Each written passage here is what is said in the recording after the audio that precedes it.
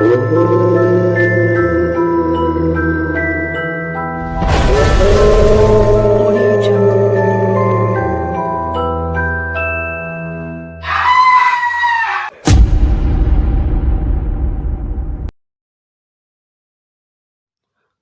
Friends, welcome back to my channel. ఈరోజు మీ ముందు ఒక కొత్త స్టోరీతో వచ్చాను. స్టోరీ మొదలు పెట్టే ముందు మీరు మా ఛానల్ని ఫస్ట్ టైం చూస్తున్నట్లయితే లైక్ చేసి సబ్స్క్రైబ్ చేయండి. ఇంకా పదండి మన దయ్యాల ప్రపంచంలోకి. కరీంనగర్ దగ్గర ఒక చిన్న గ్రామంలో ఉన్న ఆశ్రమం దగ్గరికి 2 కార్లు వచ్చి ఆగడం చూసి లోపల పూజలో ఉన్న వ్యక్తి దగ్గరకు వెళ్ళి, గురువుగారు, పూజ కోసం అభిరామ్ గారి ఫ్యామిలీ వచ్చారు అని చెప్పాడు కాషాయం దుస్తులో ఉన్న శిష్యుడు. అవునా, హోమానికి ఏర్పాట్లు చేయండి, నేను వస్తున్నాను అన్నాడు పూజలో ఉన్న వ్యక్తి. అలా కాసేపటికి హోమం దగ్గరి నుండి తెల్లటి గడ్డంతో మెడలో రుద్రాక్షలతో గంభీరంగా వస్తున్న వ్యక్తిని అభిరామ్కి చూపిస్తూ, సార్, ఆయనే భైరవమూర్తి గారు, తంత్ర పూజలో ఆరితేరిన వారు. ఆయనతో హోమం చేయించుకొని విఐపీలంటూ ఉండరు. స్వామితో హోమం చేయించుకుంటే మీ కాంటాక్ట్ మీకు ఓకే అయిపోతుంది అని గొప్పగా చెప్పాడు పక్కనే ఉన్న శిష్యుడు. ఓకే అని అక్కడికి వస్తున్న భైరవమూర్తిని చూసి లేచి నమస్కారం చేసి, స్వామి, మీ గురించి చాలా విన్నాను, మీతో హోమం చేయించుకోవడం నా అదృష్టం అని చెప్పాడు అభిరామ్. అప్పుడు భైరవమూర్తి నవ్వుతూ ఆశీర్వదించి, నీ కోరికలు నెరవేరుతుంది అని హోమం చేయించాడు. హోమం పూర్తయిన తరువాత దక్షిణ ఇస్తున్న అభిరామ్ వైపు చూసి, మీరు అనుకున్న పని విజయవంతమైన తర్వాత వచ్చి కలవండి అని పళ్ళెంలో ఉన్న డబ్బులు వదిలేసి ఫ్రూట్స్ మాత్రమే తీసుకున్నాడు భైరవమూర్తి. అప్పుడు అభిరామ్, సరే గురువుగారు అని చెప్పి నమస్కరించి భార్యతో కలిసి అక్కడి నుండి వెళ్ళిపోయాడు. శిష్యులతో కలిసి ఆశ్రమంలోకి వెళుతూ ఫోన్ తీసి కాల్ చేశాడు భైరవమూర్తి. ఫోన్ లిఫ్ట్ చేసి, నమస్కారం స్వామి అని చెప్పాడు అవతల ఉన్న మినిస్టర్. శుభమస్తు మినిస్టర్ గారు, హోమం పూర్తయింది, డీటెయిల్స్ మీకు మెసేజ్ పెట్టాను, ఆ కాంట్రాక్ట్ అభిరామ్కి వచ్చేటట్టు చెయ్యండి, మనకి ఎలక్షన్లో ఉపయోగపడతాడు అని చెప్పాడు భైరవమూర్తి.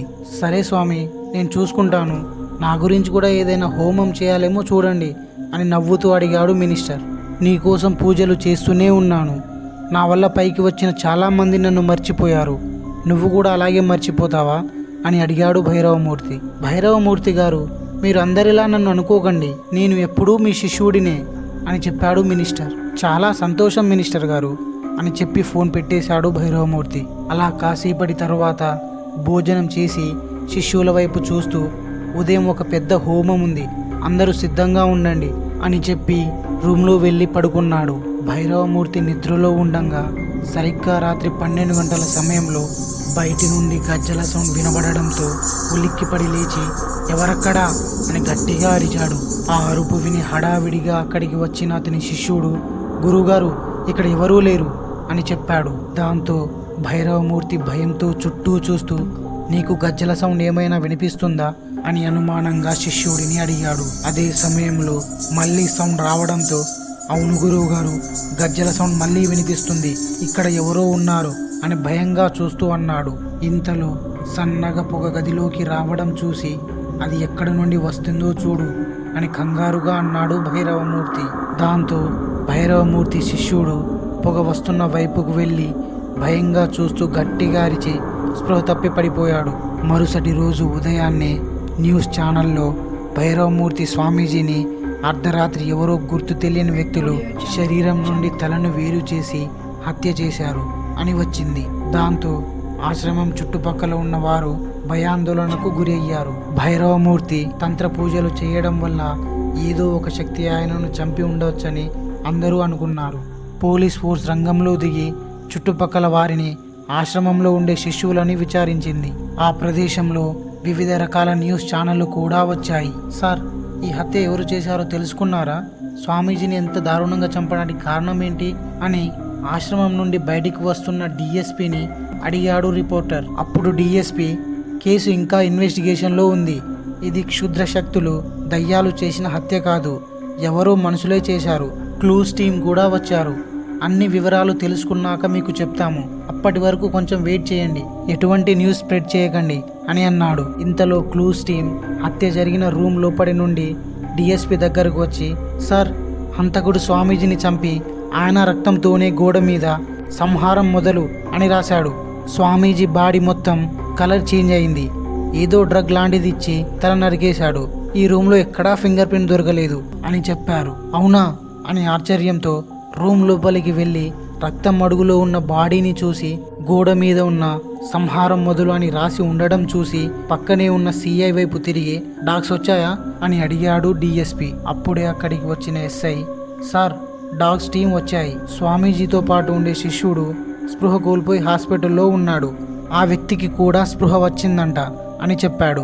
డాగ్స్ టీం రూమ్లోకి వచ్చి డాగ్స్కి వాసన చూపించడంతో 2 కుక్కలు ఆ గదిలోనే తిరుగుతూ ఉండడం చూసి ఆశ్చర్యపోయారు. అప్పుడు డిఎస్పి, ఏంటయ్యా ఇవి ఇక్కడిక్కడే తిరుగుతున్నాయి, అంటే హంతకుడు ఇక్కడే ఉన్నాడా ఏంటి అని డౌట్గా అడిగాడు. అప్పుడు డాగ్స్ టీం ఆఫీసర్, సార్ మాకు కూడా అర్థం కావడం లేదు, ఇప్పటి వరకు డాగ్స్ ఇలా ప్రవర్తించలేదు అని కంగారుగా చెప్పాడు. సరేనయ్యా వాటిని ఇక్కడ నుండి తీసుకువెళ్ళిపోండి అని క్లూస్ టీం వైపు చూసి, హంతకుడు ఖచ్చితంగా ఏదో ఒక క్లూ వదిలి వెళతాడు, జాగ్రత్తగా వెతకండి అని చెప్పి ఎస్ఐతో కలిసి హాస్పిటల్ దగ్గరకు వెళ్ళి అక్కడ ఉన్న డాక్టర్ వైపు చూసి, డాక్టర్ అతనికి ఇప్పుడు ఎలా ఉంది అని అడిగాడు డిఎస్పి. అప్పుడు డాక్టర్, సార్ అతను ఏదో చూసి భయపడ్డాడు, అదీ కాకుండా అతని మీద మత్తు మందు ప్రయోగించారు, అందువల్ల అతను స్పృహ కోల్పోయాడు అని చెప్పాడు.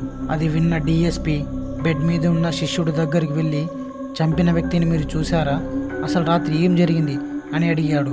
అప్పుడు ఆ శిష్యుడు వణుకుతున్న గొంతుతో తడబడుతూ, సార్ రాత్రి రూమ్లోకి వచ్చింది మనిషి కాదు, అమ్మవారి శక్తి రూపం.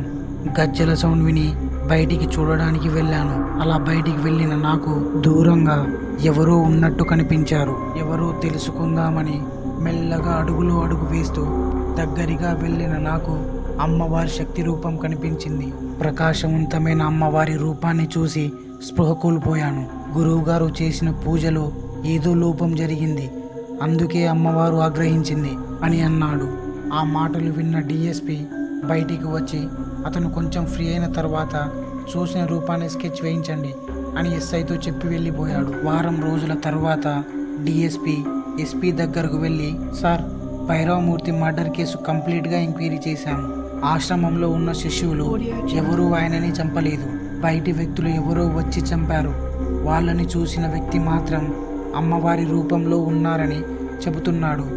అతనికి మత్తు మందు ఇవ్వడం వల్ల స్పృహ కోల్పోయాడు. స్వామీజీని చంపిన ప్లేస్లో గోడ మీద సంహారం మొదలు అని భైరవమూర్తి రక్తంతోనే రాశారు.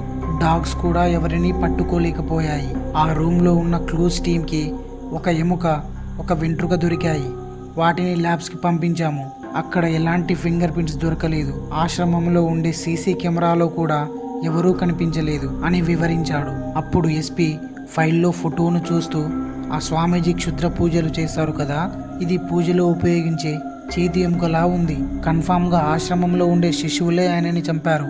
అందరినీ విడివిడిగా విచారించండి అని చెప్పాడు. ఇంతలో ఎస్పీ ఫోన్కి మినిస్టర్ కాల్ చేసి, ఆయన చాలా మంచి వ్యక్తి, మనకు చాలా సహాయం చేశారు.